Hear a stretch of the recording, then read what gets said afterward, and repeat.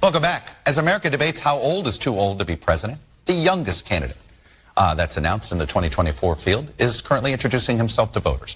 Vivek Ramaswamy is a 37-year-old multimillionaire who graduated from Harvard College and Yale Law School. He made his fortune at a hedge fund and in biotech, and he ran an asset management company which calls itself anti-woke.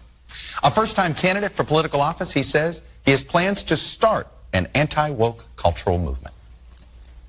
We're in the middle of a national identity crisis. That leaves a vacuum in its wake. And when you have a vacuum that runs that deep, that is when poison fills the void. Pick your favorite one. Wokeism, transgenderism, climatism, globalism, COVIDism. And Vivek Ramaswamy joins me now. Mr. Ramaswamy, welcome back. Actually, welcome to Sunday Meet the Press. Thank you. Good to see you again, Chuck. Let me start with this overall look. You've got this anti-wokeism. You've written books about this. This is your political identity as you've introduced yourself to folks. I get it in a primary. Why are you convinced this message could actually work if you got the nomination in a general election? I think I'm speaking as a member of my generation here, Chuck, but I think it's true of all Americans. We're all hungry for a cause right now in America. We're hungry for purpose and meaning. At a point when the things that used to fill our hunger for purpose, faith, patriotism, family, hard work, these things have disappeared. So I see an opportunity to revive our missing national identity. I think that's something that Americans hunger for across the political spectrum, answering what it means to be an American today. You ask people my age that question, you get a blank stare in response. I think that is the vacuum at the heart of our national soul. I'm running for president to revive the ideals that actually set the nation into motion. I think it's going to unite the country. You know, it's interesting. Your rhetoric can sound uniting, and your answer just now. But then you say the following things. The trans movement has become a cult. We need to abandon climate religion in America. I definitely find the idea of systemic racism revolting. I say this, how do you square those statements with unification? These are divisive times. This is a polarizing time. We're pretty evenly divided on these cultural issues. How do you unite the country when you're essentially denigrating the views of half the country? I don't think I'm denigrating the views of half the country. I mean, let's take the touchiest of those subjects right now on the trans issue. I think that when a kid says that I'm born into the wrong body, that my gender doesn't match my biological sex, more often than not, that is a case of a mental health disorder. That doesn't mean you disrespect that person. It means they're crying out for help. I met with two young women who regret the decisions they made, going through double mastectomies, one a hysterectomy, chemical intervention, now trying to teach kids across the country that when you're struggling inside, going through adolescence, yes, that involves some struggle.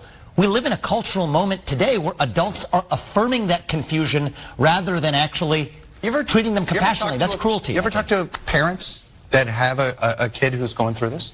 I have, actually. Yeah, and I mean, it's a my point is, it's a difficult place to be. I acknowledge that. But what we need to do on both sides here is act with compassion, not really what makes us feel good about ourselves. And I think that's my main issue across our response to transgenderism and the climate. It's solving the actual underlying issues rather than what allows you to signal your virtue. What makes it compassionate, though, to pass a law that denies a parent making their own health care decision for their kid?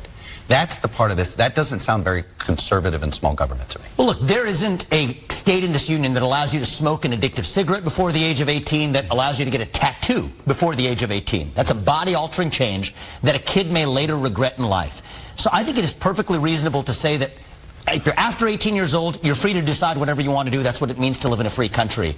But below the age of 18, I think it's perfectly legitimate to say that we won't allow genital mutilation or chemical castration through puberty blockers for the purpose of gender transition. But how do you know it's that? Again, how do you know, are you confident that you know that gender is as binary as you're describing it? Are you confident that it isn't a spectrum? I am. You know this as a scientist? Well, there's two X chromosomes if you're a woman, an X and a Y. That means you're a man. There's a lot of scientific research out there. There's a lot of scientific research out there that says gender is a spectrum. Chuck, I respectfully disagree. Gender dysphoria for most of our history, all the way through the DSM-5, has been characterized as a mental health disorder, and I don't think it's compassionate to affirm that. I think that's cruelty. When a kid is crying out for help, what they're asking for is, you got to ask the question of what else is going wrong at home? What else is going wrong at school? Let's be compassionate and get to the heart of that, rather than playing this game as though we're actually changing our medical understanding for the last 100 years. I go back to this. if a parent is dealing with a child that has these, that may have these issues, trust me, the last thing they want to do is consider something like this. But if that is what they think could help their child pursue happiness, or they're not to kill themselves, why take away that option? Again, why shouldn't it be up to the parent? So part of why parents now suddenly feel that way, let's ask ourselves that, Chuck, is we've created a culture that teaches parents that they're being bigoted or that they're bad people if they don't actually take those steps. So part of what I think is, listen, gender dysphoria, for the rare few people who have suffered it, is a condition of suffering. My question is, why on earth are we going out of our way to create even more of it? And there's no doubt that the cultural movement in this country, even education, is creating more gender dysphoria. If it's a condition of suffering, let's not create more of it. That's what we're doing. Let me ask you about the Disney dust-up with Ron DeSantis. On one hand, I assume you agree with pushing back at Disney the way Governor DeSantis has rhetorically. But is there a point where you think it is too much to use government to punish business? Here's where Ron DeSantis really lost it here. He's gone on the wrong path. He claimed, and this part actually sounded good to me, Disney should have never had crony capitalist lobbying-related privileges in the first place. Here's the part he doesn't mention. One of those crony capitalist privileges was, and I think the most relevant one, was codified into law by none other than Ron DeSantis in 2021.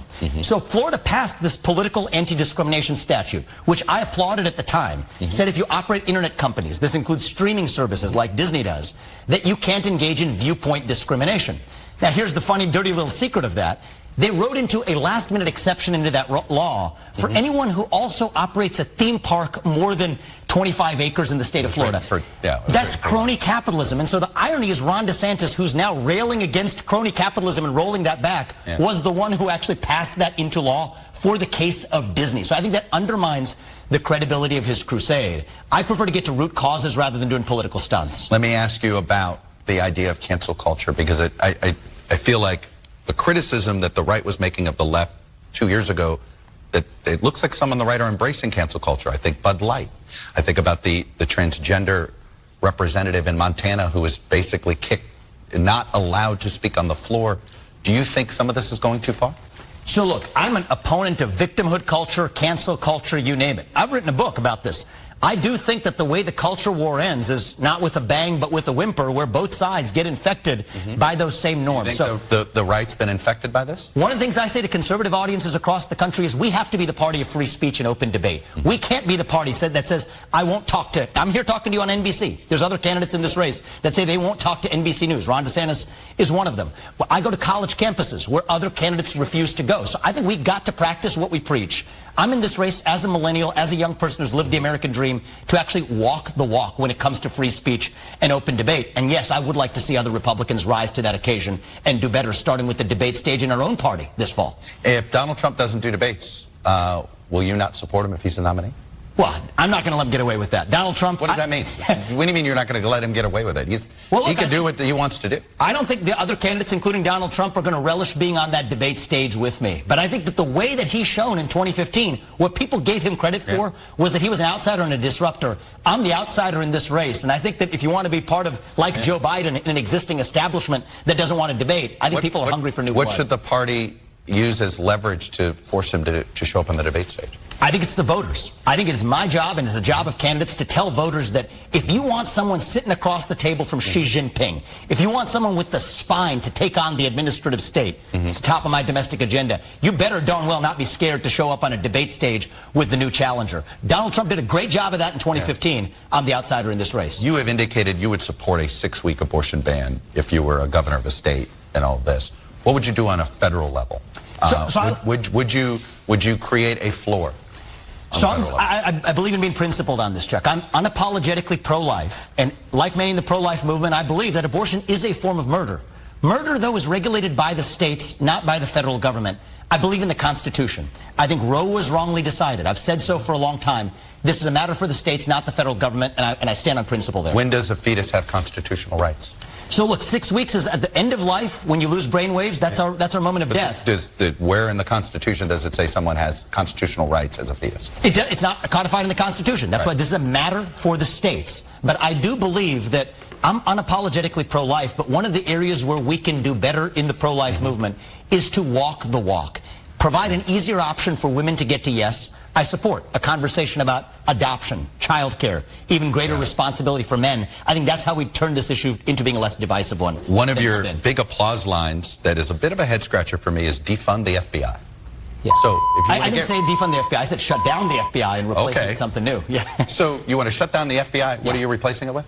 I think it's a new apparatus built from scratch that actually respects the law instead of making it up. And the funny thing, Chuck, is if you look at over the last... Do you think the FBI constantly is making up the law? That is a huge charge. They just stopped major fentanyl, been able to get rid of... I mean, there's a lot of work the FBI does other than respond to complaints from elected officials who don't like investigations. Well, actually, if you look over the course of the last 60 years, J. Edgar Hoover, what he did to Martin Luther King, that was an affront. It's still the J. Edgar Hoover FBI that people walk into down the street here in Washington, D.C. And I personally believe, as somebody who's running to actually run the executive branch of the government, when you have a bureaucracy whose culture becomes so ossified, every once in a while you need to turn it over. And I think that, yes, we need federal law enforcement, but that institution has, in a bipartisan way, become so, I think, ossified in its own norms, in its own corruption, that we need to rebuild it from scratch and have something. So you're going to replace the FBI with a new FBI? Well, with a new institution built from scratch to carry out federal law enforcement, because the existing FBI, the people who work there,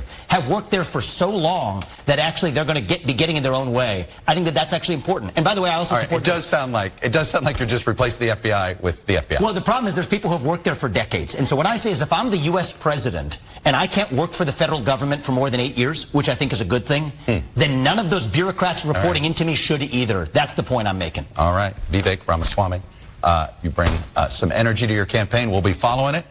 Thanks for coming on and sharing your views with us. It's good seeing you, Chuck. Thank you.